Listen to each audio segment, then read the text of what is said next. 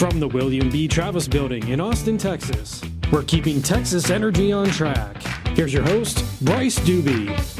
Welcome to Texas Energy on Track, the official podcast of the Railroad Commission of Texas. I am your host, Bryce Doobie, joined as always by our producer/co-host, Nick Cranock. Nick, how are you doing today? Doing great. I can't believe we're already getting towards the end of 2025. It seems like, at least in terms of the podcast, I mean, we just started a few months ago, but we've been just going all the way since, I think, May or June we started, and here we are already. Yeah, most of our podcasts, for folks who have been listening for a while, may pick up that we don't necessarily talk dates and times and things on the show, and that's kind of by design because sometimes we have to shuffle things around if there's news or something we'd like to talk about that takes priority. But this one is sort of a unique one. This is going to be airing right here at the end of December, so it's going to be kind of a year in review, kind of a lot of different things going on, and we have a special guest joining us today, the most important guest we've ever had. Yes. They are nothing but just my favorite person at the entire Railroad Commission. We are joined by the Director of Public Affairs, Christian Goff, also our boss. Thank you, Bryce. Thank you, Nick. I'm hoping to get a little extra in my stocking. Really. No, I appreciate that. I'm happy to be here. Well, thank you so much for joining us. I think we first maybe start off by pointing some blame at you. This was your idea, doing Yes, a podcast overall, not this episode, but yes, it was. But you have to agree that I think you all are enjoying it, right? yeah, no, I think this has been I think for me, and it was kind of the premise of the show, coming in new to the agency this year. I mean, if we're talking sort of year in review, I've been here since February, so almost a full year for me. So this was a really good way to learn firsthand a lot about the Railroad Commission, what goes on here, what sort of things we do, bringing in all our guests from different divisions and things. It's been very beneficial for me and hopefully our listeners as well. But that was, I think, one of the things. What I remember when I interviewed, you were like, oh, you hosted a podcast before at the airport here in Austin. That's right. We wanted to do a podcast for the Railroad Commission. It was like, oh, I know where this is going. That is right. And I started a couple months before you did. And so it's been very helpful for me too, to learn about all that the Railroad Commission does and is responsible for.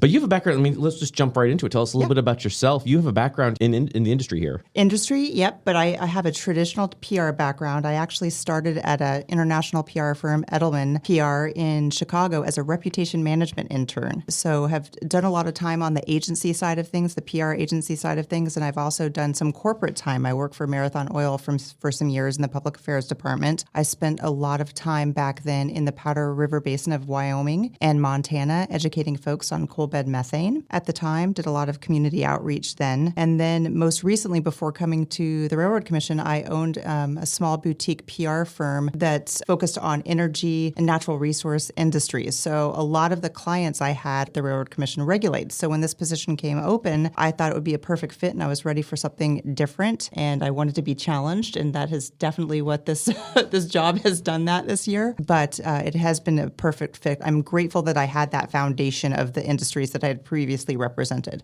That has been very helpful coming into this position as well. Because this has been a year. I mean, just kind of, again, I've been here for 2025, most of it. We've really done a lot. And we've talked about it on some of these episodes. I think broader for the agency, there's been a lot of really big news coming out with primacy and some of the other changes earlier this year with seismicity and some of the new regulations out in the Permian for injection. There really has just been a lot of changes that we've have to, speaking from like the communication side, message and help communicate to folks. And I think that's really been, at least for me, a good driver as far as from your side of the house, like pushing like, hey, let's do more things, get out there and do some stuff. So there's been some big initiatives, even just from the communication side, to tell all of these changes and stories. That's right. I think the comms division at the Railroad Commission touches almost every single division. So we have a lot to do. But in addition to our day job, if you will, I was laser focused on developing and implementing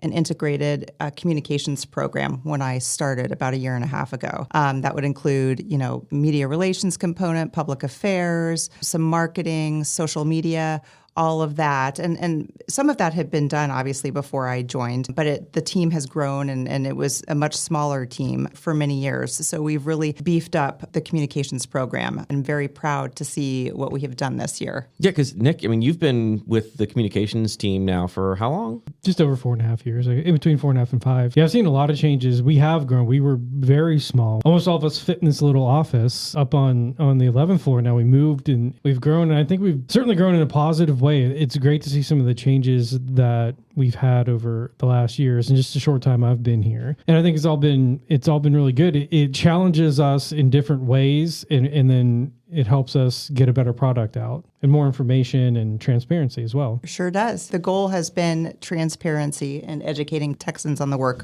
we do. Because I think that really is, I mean, one of the bigger challenges that we deal with is sometimes folks don't necessarily know, which is, I think, sort of the driver for this podcast, but some of the other things we've done. You and I have gone out a couple times now. Nick came out with us as well. We started doing some media days, which have been really interesting because, I mean, we took reporters, we went down back earlier in the year to Luling and took some reporters to watch an orphan well being plugged down there. And then back in late September or early October, it's all started to blur together at this point. We went to Midland and did a well plugging out there as well with some press. And it was really interesting. I mean, getting folks out there for all of that. I mean, what do you think really is the benefit? People don't understand exactly what we do, and that is no fault of the Railroad Commission because a lot of the people who are working here are doing the important work of regulating. And because the comms team was so small for so long, they didn't have the opportunity to be as proactive as we're trying to be. You know, when we see pieces in the media come out that aren't entirely accurate or factual, that's really on us because we need to take the opportunity to educate journalists who don't have the background that people do in-house. So I thought it was very important for them to get down on the ground, see what's going on with well plugging. There's been a lot of misunderstanding around well plugging and the Railroad Commission's roles. So I thought that we should invite journalists to see what we do. And I think that they really appreciated that. And I think that that's helped their coverage and helped build our relationship as well, strengthened our relationship because we're not hiding anything. We want to show them our work. And even then, I think one thing that I came away with, I know talking to some of those reporters, I mean, even just, and this is just kind of just on the plugging side of things, but seeing the scope of what it is, it's like, oh, they're pulling pipe out, they're running more down. I mean, we're talking in some of the wells, I think one was like 5,000 feet, the other was like 11,000 feet deep. I mean, so they're like, oh, this is a big project, and there's just one, and you guys plugged 1,100. It's like, right. And getting that context, I think, is so important. Yes, because it's really easy. Yeah, absolutely. And I really appreciate the Railroad commissioners giving us permission to do this. This is the first time the comms department has been able to do something like this, and it was a big step for them, and they gave us the green light, and I think that they've been pleased. Speaking of big steps and things like that, I know another big initiative that you really pushed this year that we just launched and are going to be continuing in January are these listening sessions. And that's not focused at the media necessarily, but the general public. Could you tell us a little bit more about that? We have heard from a variety of stakeholders that there are Texans throughout the state who are interested in providing public feedback or public comment, but they're unable to attend the open meetings every month. And so we brainstormed and came up with the idea of the listening sessions, which are now going to be held for the time being every other month. So all Texans can participate. They can call in to Teams call, and we have a panel of our subject matter experts on, and hopefully we can provide responses in that moment. If we can't, we can get back with the folks who have questions. I think this was really important as well. We want to connect Texans with the people who are on the ground doing the work, the subject matter experts. And there are so many incredible ones here at the Railroad Commission. And so I thought it was important to make that contact. And I think that we had our first listening session in November. We had a good turnout. I think people were very grateful and appreciative, and I think that they're only going to get stronger. Yeah, I mean, with those listening sessions, I had a chance to participate in that one. I know, I think it was probably, you host the podcast, you can kind of moderate and just, you talk well, you speak well, you can kind of just moderate this thing and like have our opening statement for all of it. But it was very interesting, I have to say, like listening to the feedback from folks, because there were people, I think even going into it was like, I don't know what we're going to get. Are there going to be questions? Is it just going to be people yelling at us? I don't, we didn't know. Which could happen. Yeah, and it could there are people with all absolutely valid concerns out legitimate there. concerns, absolutely. And they can be very, I think we've talked about it on kind of the podcast before. If it's in your backyard, it's a big deal, and you can be very passionate about it. But it was really good dialogue. There were some folks, and they were like, hey, I'm in this community. I want to know about what you guys are doing about the offshore one. There was a whole back and forth with some of our plugging experts and oil and gas folks, and that's right, asking about some wells. It was very interesting to hear, and I think that was such a valuable thing, hearing like these listening sessions and how it's like, we're able to have this conversation and hear from people. We're not just going to give a PowerPoint presentation and go, and this is what the Railroad Commission does. That's right. Like, go away. There's dialogue and there's education. I think people were very, very appreciative of that. Yes. To be able to ask questions. And again, we're going to be doing these every 2 months. So the next one's in January. Every 2 months, and you can register online. Registration closes the day before the actual session, so the next one's January 14th. I encourage folks to call in. And again, they'll get better with time. And if anyone has any positive or constructive feedback, we're happy to think about that and incorporate it into the future program. Just kind of more broadly, and we kind of skipped past it and dove right into like, hey, these are the things we're excited to talk about. When we're talking as Director of Public Affairs, what do you oversee here at the Railroad Commission? So I oversee the Communications Division and the Office of Public Engagement. And the Office of Public Engagement is relatively new. I think, Nick, you would know this. You were here when this happened. It was developed about 3 years ago. And the purpose of the Office of Public Engagement is to get down on the ground, visit with Texans throughout the state, present, educate them on the work we do. So we have a team of 3. They do just that. They are on the road most of the time. They also are responsible for putting on a regulatory conference for oil and gas operators in the summer. And then we have the comms division, and you all are a part of that division. We have Nick, who is the producer of this podcast, and you have many roles and responsibilities, Nick, so I'm not going to get into all of those right now. And then Bryce, obviously our spokesperson, and now you're the MC for the listening sessions, which I appreciate. Thank you very much. Not a small feat on your end as well. You also oversee the website and keeping all of our web. I oversee the web admin, spokesperson, comms director, communications specialist who helps with our regulatory communications, employee communications. Yeah. We do a lot. I don't think folks realize how much the communication division does. I mean, it's constant, nonstop. I oftentimes I get to work and I am moving from throughout the day at laser speed. It's hard, but it's exciting because things don't get boring. And just as a note for folks who are listening, we are going to be bringing in some of the members of the Office of Public Engagement team very soon. And we were super excited to talk to them because personally, I think they have an amazing story as far as what they do and what they get to do all over the state, and really excited to share more about that because it is a really unique, really cool job. Yeah, if we can actually get the Office of Public Engagement when they're in the building, because they are always busy, they're always traveling, they're out there spreading the message. So it's going to be nice to actually have them here while they're here because, the 3 of them, they're rarely ever here all at the same time. That's very, very true. So stay tuned, folks. That should be a good one. We just secured some opportunities that are very, very far away. Let's just put it that way. But we are making an effort to get there. So I would encourage listeners to give us a ring if you're interested in having anyone speak about the Railroad Commission's work. I know that they put in some miles. They do really good stuff. And it's one of those challenges, I think, from a communication side where folks might not necessarily be online or might not be able to participate in some of our other things. So being able to reach them where they are and actually get boots onto the ground is really important. Just another kind of piece of it's not even a 3-legged stool with what we do anymore, but right. This stool has grown. So any and all avenues to reach folks. Yeah, you're talking big events, small events, anything from Lions clubs to local events. They're at big conferences. 4-H. 4-H, right. Absolutely. I mean, I've been lucky enough to film and take pictures at some of these big events too, but that's the opportunity to reach people. But these smaller ones, they I think really hit home, especially in the smaller communities, because it gets them talking and them understanding, and then they can spread the word as well. So I mean, there's no audience too big or too small, and they're out there covering a lot of ground. I go back to the fact that I think that the Railroad Commission in the past has gotten so much scrutiny because people just don't know what we do, and we do so much. I mean, I had some experience with the Railroad Commission before I joined as Director of Public Affairs, but once I came on board, I mean, I was blown away, and it's a pretty steep learning curve as well. Yes. So again, how would a Texan, understand or know what we do unless we tell them? And I think that that's been part of the problem.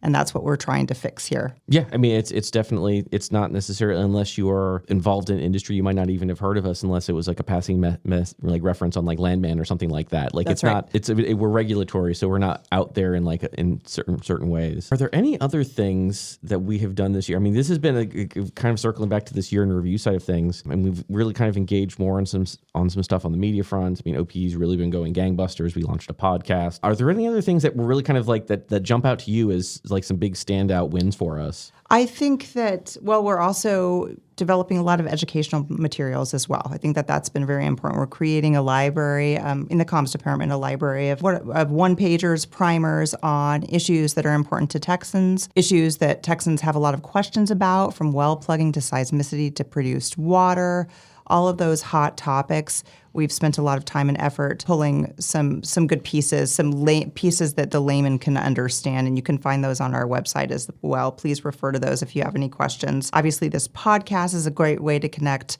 Texans with our subject matter experts. I think you'll see a theme here. My goal is been to connect stakeholders with a lot of our SMEs, so we can help educate because that was lacking. We have also built stronger media relations. We've also strengthened our responsiveness to inaccurate media coverage. That was happening quite a bit as well. But again, in some ways, not entirely the fault of the journalist because they're having to educate themselves on a lot of very complex information. That's why we decided to step in and make sure that if things are put out there about the Railroad Commission that just aren't factual, we are definitely calling folks on that and having them correct things. I don't know if that has been done before as well. Much more proactive approach. It's really reactive. Yeah, I mean, it's definitely something, really putting that work in this year just to be engaging with folks, press or public, to just really kind of better tell the story of things. Because I think one thing and Nick, you can kind of speak to, I think we kind of off air beforehand, we were just kind of chatting here for a second. I mean, you've seen the team has grown. It's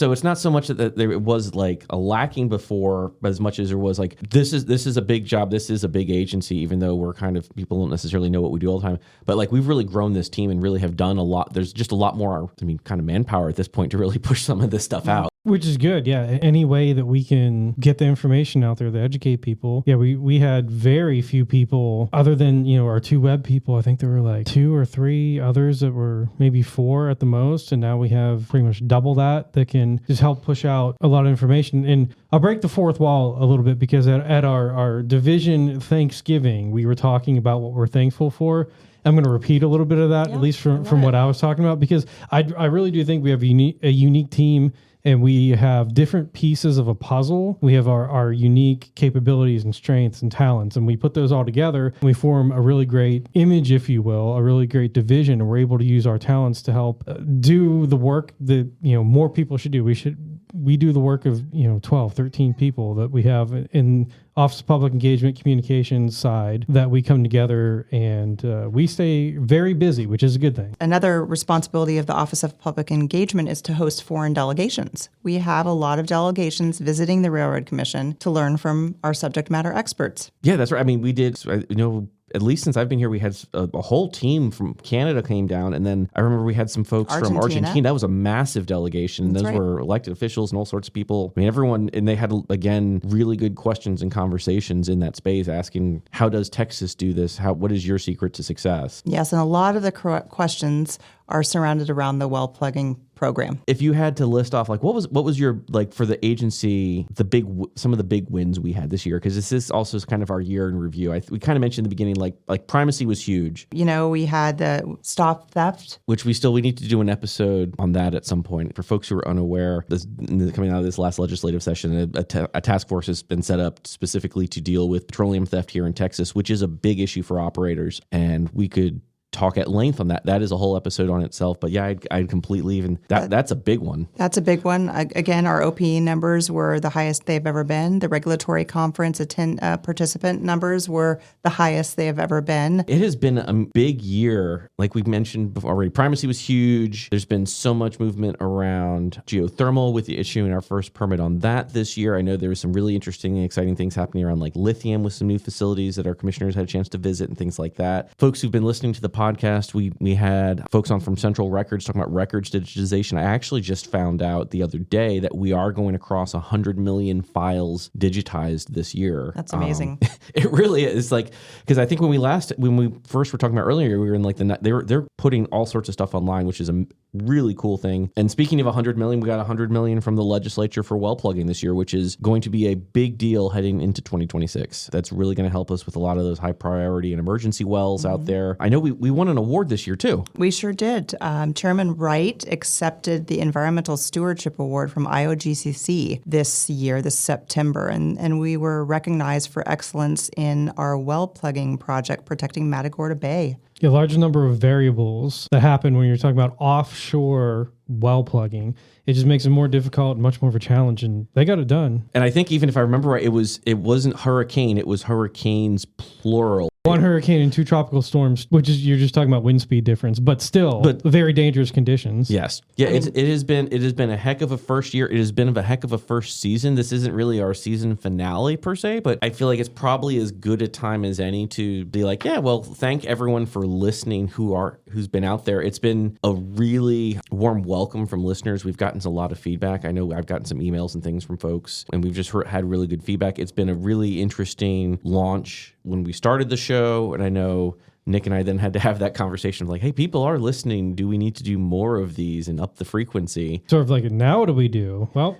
we got to keep getting out more episodes. And for me, in terms of being the producer of scheduling these and getting people on, honestly, it's not that difficult because we have so many people that have special talents, and that really helps to get them on and educate the public about what we do. And I've said it, I don't know how many times now, but there's just so much that we cover, and so many people in our district offices, which, as a teaser, we're gonna touch on talking with our district office staff in 2026. We're gonna be doing, I think, revisiting some of the topics because some things have changed since even we started the podcast back in June. So there's a lot coming, and this was, I think I can say, the brainchild of Christian when you started. So there's props to you too. Thank you very much, Nick. I appreciate that. Well, I'm very, very happy to see what has come from it. What are you looking forward to in 2026 for the division? When you enter a new position, you just kind of look around and you want to stabilize what's going on. We've done that, and I would just like to see us move along,